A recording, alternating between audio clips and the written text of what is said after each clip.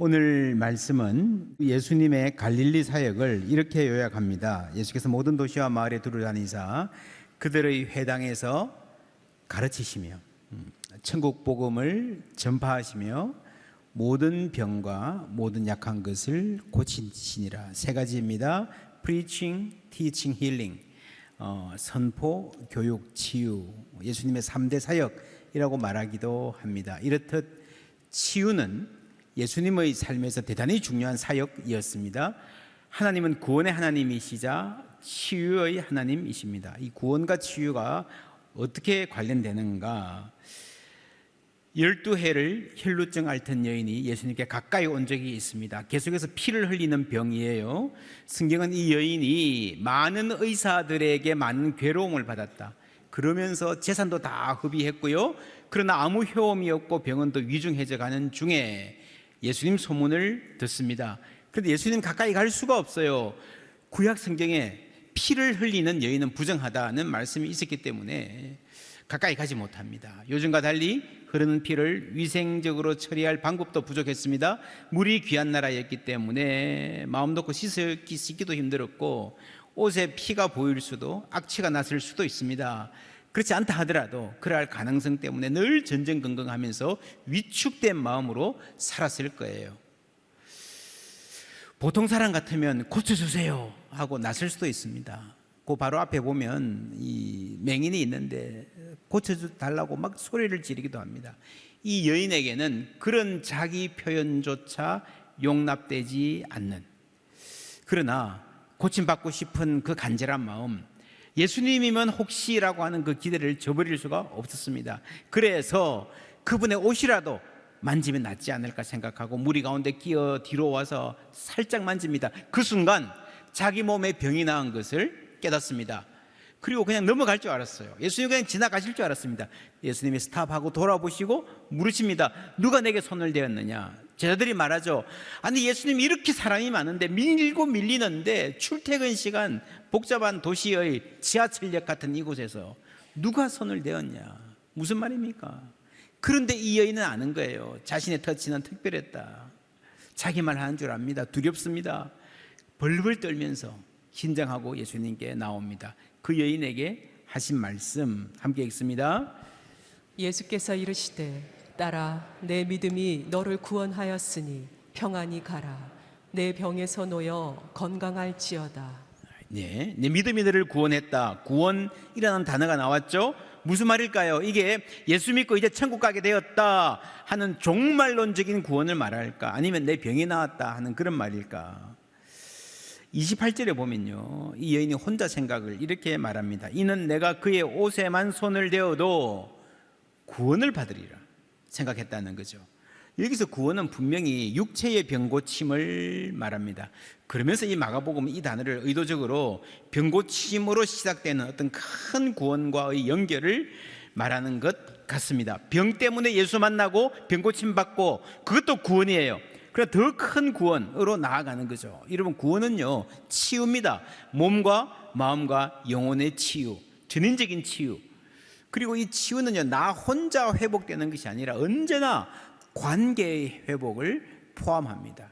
이 여인은 몰래 숨어든 사람이었습니다. 다른 사람과 어울리기 힘든 사람이었어요. 무리 속에 섞여서 예수님께 다가갈 때도 혹시 내가 이런 병이 있는 사람인 걸 사람들이 알지 않을까? 나를 알아보고 저리 가, 당신 여기 왜 왔어? 오면 안 돼! 소리치는 사람이 있지 않을까 두려워했을 것입니다. 그래서 여러분, 언제나 병이 낫고 구원받았다는 것은요 관계의 회복을 포함하는 겁니다. 아마 이분은 12년 동안 다른 사람들과 제대로 어울리지 못했을 거예요. 늘 나를 불쾌해하고 경계하는 표정과 마주해야 했던 12년.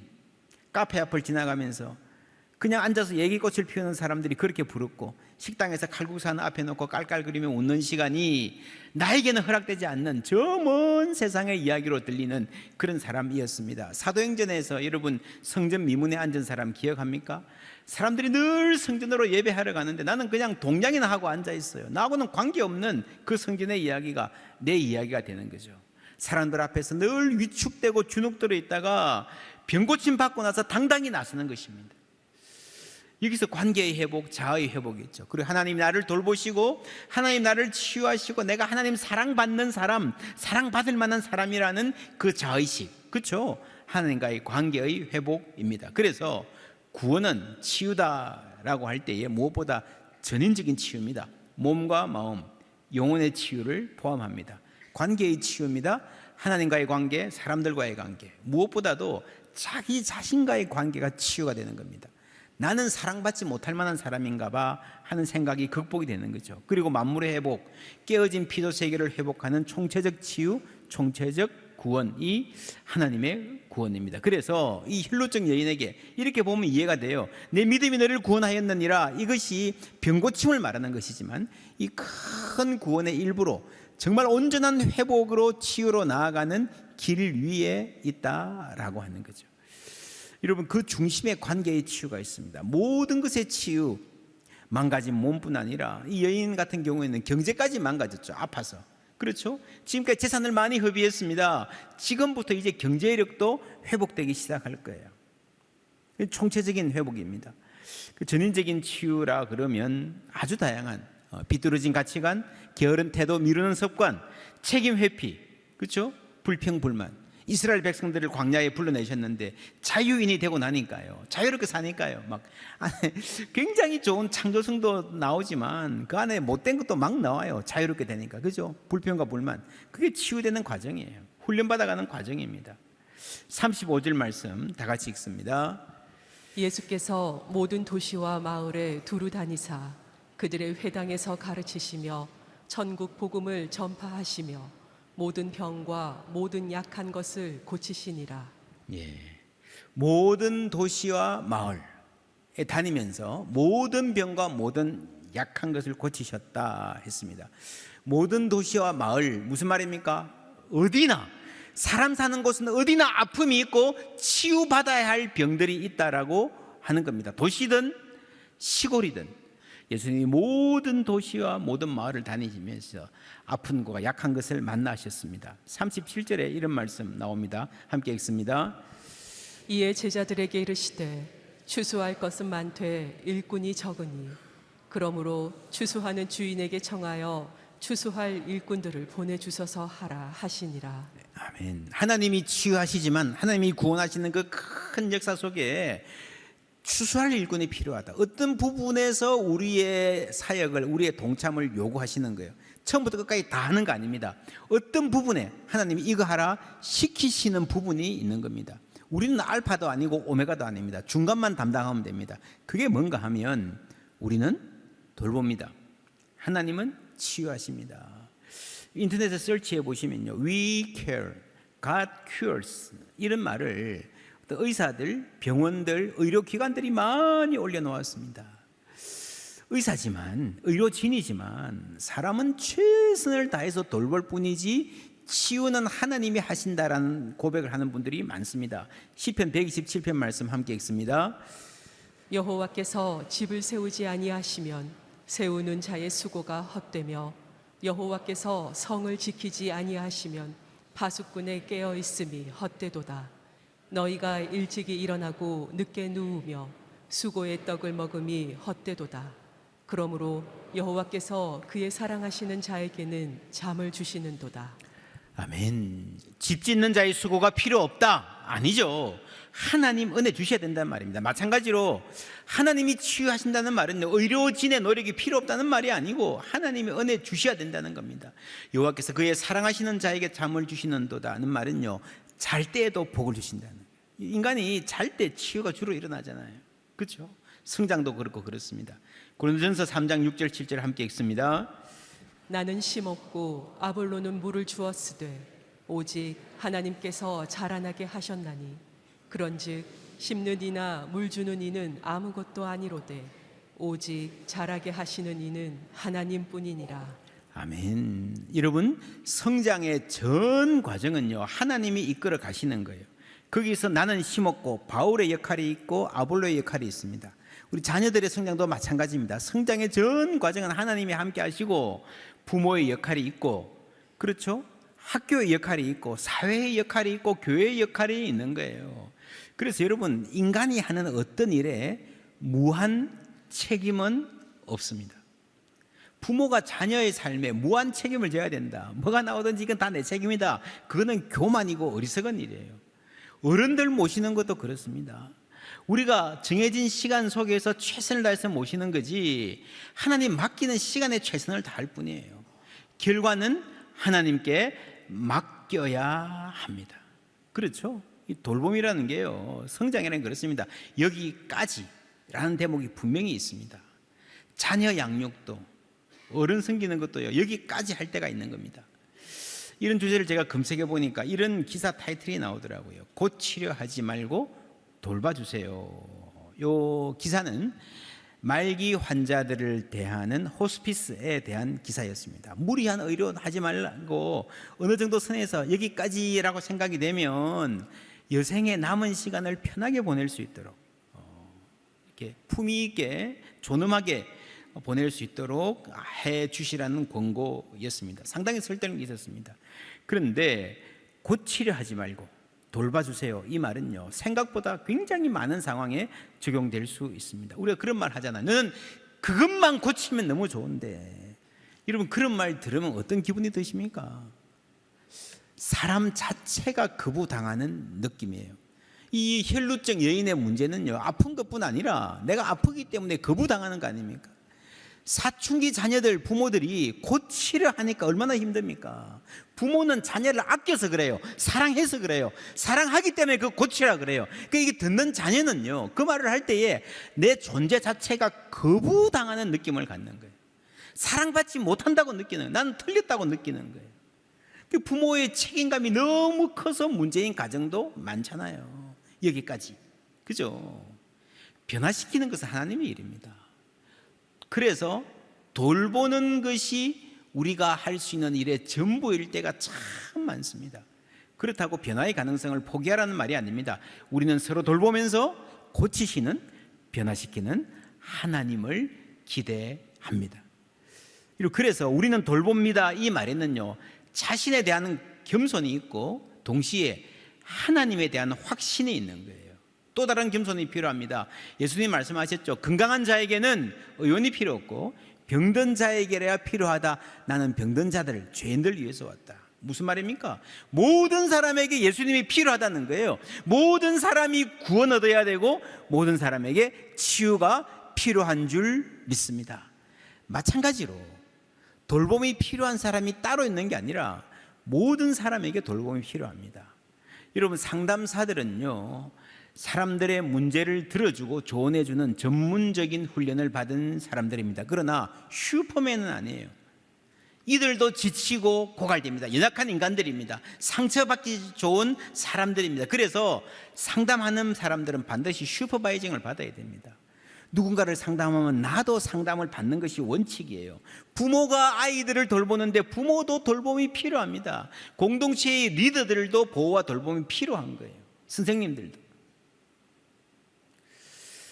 어떤 부분을 돌보아야 하는가? 모든 병과 모든 약한 것을 고치신다 그랬습니다. 모든 병, 모든 약한 것. 여러분, 하나님의 치유에는 제한이 없습니다. 돌봄도 그렇습니다. 굉장히 큰 영역이 있습니다. 맨 먼저는요, 자신을 돌보는 거예요. 우리는 돌봄 그러면 방과 후에 아이들 초등학생 맡아주는 거 주로 그런 거 생각하는데 그것도 물론 중요한 돌봄이지만 자신을 돌보는 것부터 가족, 교우, 이웃, 사회, 국가, 인류 세계를 돌보고 피조 세계 전체를 돌보는 굉장히 큰 그림을 우리가 그려보아야 합니다. 그렇게 보면요, 자신을 돌보는 것부터 인류와 피조 세계, 이웃을 돌보는 것이 바로 선교죠. 맞습니다. 선교도 돌봄입니다. 그래서 선교사의 가장 중요한 자질이 뭔가 하면요, 자신을 돌볼 줄 아는 거예요. 선교 뭐 언어도 배우고 거기 문화도 배우고 성경도 배우고 많은 기술도 있는데 자신을 돌볼 줄 모르면 선교 제대로 하기 힘듭니다. 저는 그런 분 많이 압니다. 정말 헌신적이고 이타적이고 열정적이고 남을 위해서 모르는 나라 가서 그 정글에서 자신을 불사르는 선교사님들 많은데 딱 한 가지 부족한 게 있어요. 자신을 돌볼 줄 몰라요. 자신의 아내를 돌볼 줄 몰라요. 그래서 얼마나 많이 힘들어하는, 오랫동안 사역 잘하실 수 있는 분이 그냥 쉽게 무너지는 것 우리가 많이 봅니다. 한국 사회가 어떤 사회가 되는가? 돌봄 사회. 이 사회는 돌봄의 가치를 존중하는 사회. 두 번째, 경제주의의 한계를 알고 극복한. 경제는 여전히 중요합니다. 그러나 경제주의에 빠지면 안 됩니다. 그리고 돌봄을 돌보는 사회, 돌봄 받는 이의 존엄을 지켜주는 사회, 이러한 중요한 가치들이 제기되어야 됩니다. 돌봄을 돌보는 사회라는 말은요, 사실은 우리 사회에 힘든 분들이 많지만 돌보는 사람들, 돌봄에 이 짐을 진 사람들이 가장 어려운 가운데 있는 분들 중에 속합니다. 그래서 여러분, 우리가 돌아봐야 됩니다. 우리 주위에도 안타까운 일이 참 많습니다. 이런 얘기 들었어요. 어떤 가정에 아버지가 23년 전에 쓰러졌대요. 누워 계신데 계속 어머니가 수발했습니다. 그러던 어머니가 최근에 돌아가셨대요. 자녀들은 전혀 예상하지 못한, 아버지는 엄마가 돌보겠지 생각했는데 갑자기 엄마가 사라지니까요. 이 엄마가 하던 일을 세 자녀가, 딸과 사위와 며느리, 아들들이 이제 6명이 나눠서 하는 거예요. 근데 엄마 혼자 하는 일을 6명이 하는데도요, 도저히 감당이 안 됩니다. 역부족입니다. 야, 어머니는 혼자 이걸 어떻게 다 하셨을까? 또 다른 어떤 60대 여자분 이야기입니다. 남편 은퇴를 앞두고요, 나름 열심히 살아왔기 때문에 자식들도 다 분가시키고 이제는 큰 짐 없다 싶어서 약간 무리해서 집을 하나 지었습니다. 가정 형편이 크게 어렵지는 않았지만 손주들 용돈이라도 줘야지 하는 생각으로 요양보호사 자격증을 취득했습니다. 하루 1시간, 하루 4시간 어떤 할머니 집에 가서 돌봅니다. 근데 자기 남편이 다쳤어요. 누웠습니다. 그리고 누워있다 보니까 인지 기능이 저하됩니다. 치매 증상이 보입니다. 남편도 점점 이게 심해져 가지고 일상생활이 불가능한 정도가 되었습니다. 그래서 집에서는 남편 돌보고, 일하러 가서는 할머니 돌보고, 하루 종일 돌봄에 매여 있는 거예요. 아무것도 못합니다. 교회도 잘 못 갑니다. 그렇게 숨막히는 시간을 살아갑니다. 더구나 요양보호사로 가서 일하는 이 집 할아버지가요, 아무것도 할 줄 몰라요. 한국 남자들이 대부분 그렇잖아요. 집안 살림에 관해서는 뭐 청소고 요리고 아무것도 할 줄 몰라요. 집안이 엉망입니다. 그 꼴을 보니까 외면할 수가 없습니다. 돈 때문이 아니라 이 할머니를 만났는데 이 치매 할머니, 그냥 또 특별히 이분이 너무 까다롭고 막 이 행동이 포악해가지고요, 다른 요양사들 내가 그만두고 보내면요, 하루 이틀도 견디지 못하고 그냥 그만둬 버리는 거예요. 시설에서도 거부합니다. 그런 게 있대요. 시설들도요, 진짜 돌보기 힘든 분들은 소위 블랙리스트 이런 거 만들어서 받지 말자 이런데, 이분이 이 사람을 놔두고 올라가니까 도저히 발길이 안 떨어지는 거예요.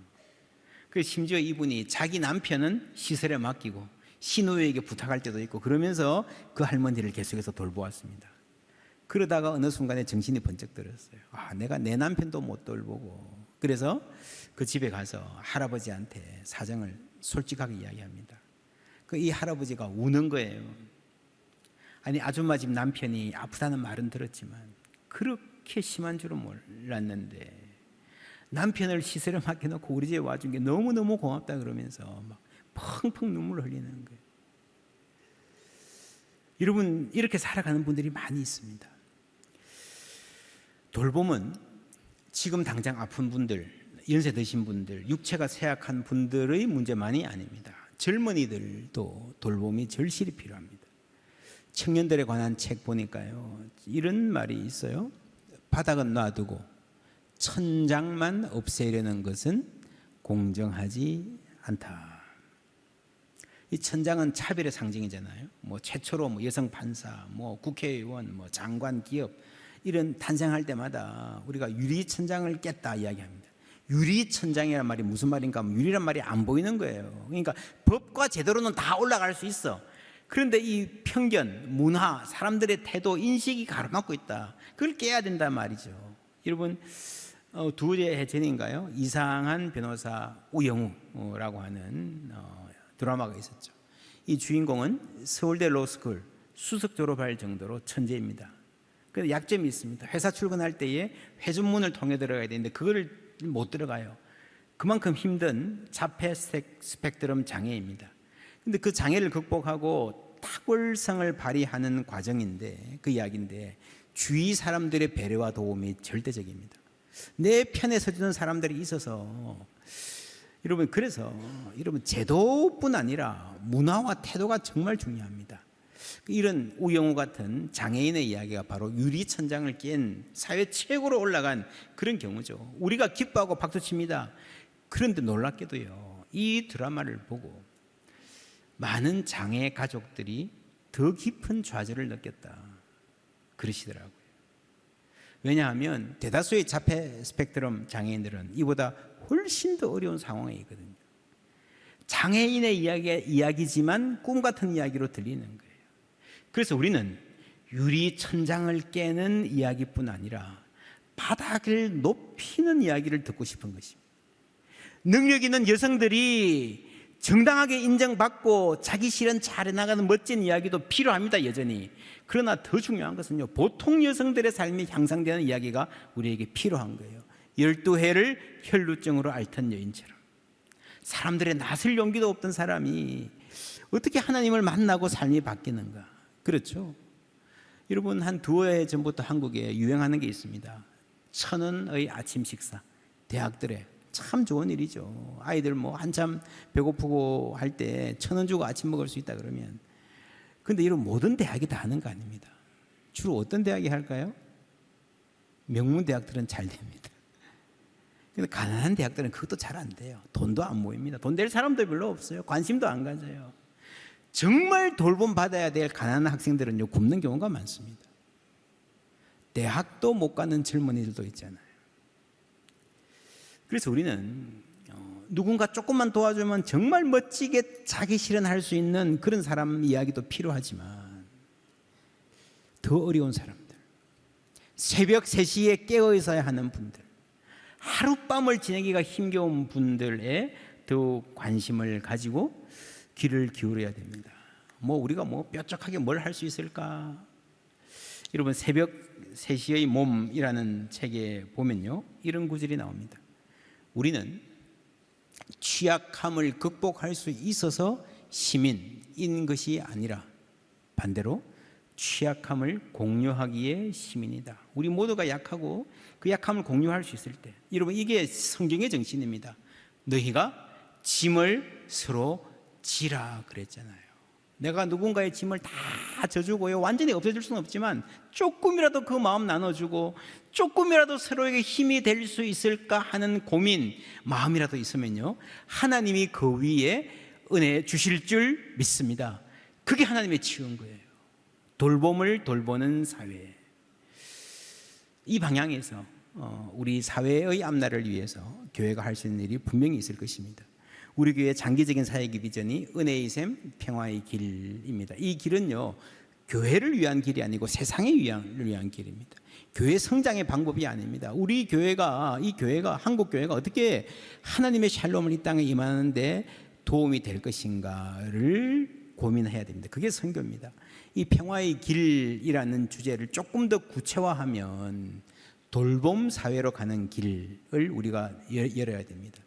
저는 이 일이 하나님이 이 시대에 우리에게 맡기신 일이라고 믿습니다.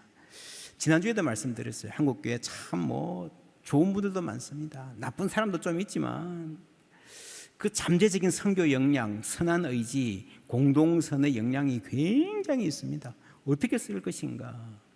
우리 사회를 돌봄 사회로 이끌어 가는데 한국의 한국교회의 선교적 역량이 쓰임 받는다면 다시 교회가 세상에 빛이 될 수 있을 것이라 저는 믿습니다.